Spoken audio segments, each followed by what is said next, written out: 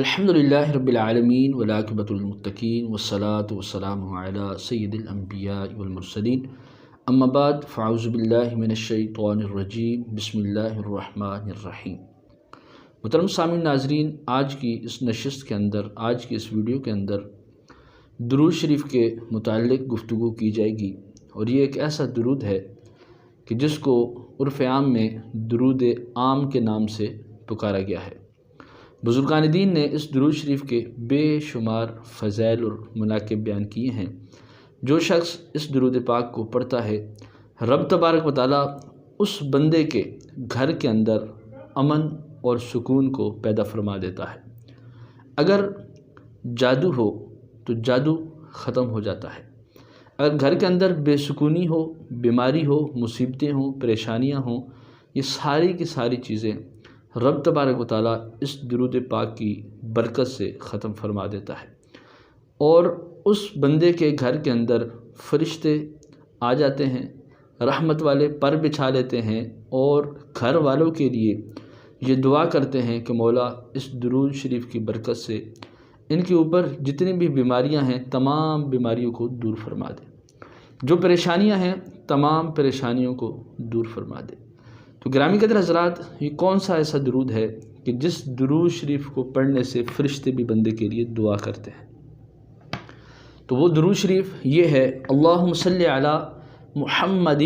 وحسنہ وجمالہ وبارک وسلم۔ اللہم صلی علی محمد وحسنہ وجمالہ وبارک وسلم۔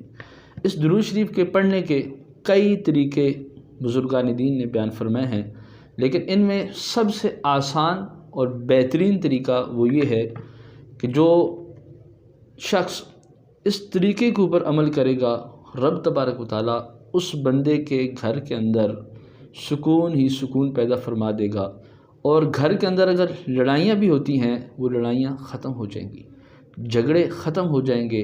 اور رب تبارک و تعالیٰ اس گھر کو امن کا گہوارہ بنا دے گا۔ گرامی قدر حضرات، اگر کوئی شخص اس درود شریف کو نماز فجر کے بعد صرف اور صرف 41 مرتبہ پڑھنے کا معمول بنا لے، اور 41 دن تک اس کو پڑھے، تو رب تبارک و تعالیٰ اس بندے کے گھر کے اندر سے جادو کو ختم کر دیتا ہے، پریشانیوں کو ختم کر دیتا ہے، مصیبتوں کو ختم کر دیتا ہے۔ یہ ایسا درود شریف ہے۔ لیکن اگر کوئی شخص اس درود شریف کا عامل بننا چاہتا ہو، ایسے دوست جو کسی اور شخص کو دم کرنا چاہتے ہوں، یا ان کے پاس مریض آتے ہوں، ان مریضوں کو دم کرنا چاہتے ہوں، تو ایسے لوگوں کے لیے یا ایسے دوستوں کے لیے یا ایسے علماء کرام کے لیے اس کی زکوٰۃ کا طریقہ بھی بزرگان دین نے ارشاد فرمایا ہے۔ محترم سامعین ناظرین، اس درود کی زکوٰۃ کا طریقہ یہ ہے کہ بعد نماز عشاء روزانہ 331 مرتبہ اس درود شریف کو پڑھنا ہے، اور پھر ارشاد فرمایا کہ زکوٰۃ کی جو شروعات ہے یہ نوچندی جمعرات سے ہوگی۔ جمعرات سے شروع کرنا ہے، پھر اگلی جمعرات، پھر اگلی جمعرات، پھر اگلی جمعرات، یعنی 3 جمعرات یہ درود شریف ریگولر پڑھنا ہے۔ تو یوں 21 دن ہو جائیں گے، اور ہر روز 331 مرتبہ یہ درود شریف پڑھنا ہے۔ 21 دن تک درود شریف اگر کوئی شخص پڑھ لیتا ہے تو وہ اس درود شریف کا عامل ہو جائے گا۔ اس کے بعد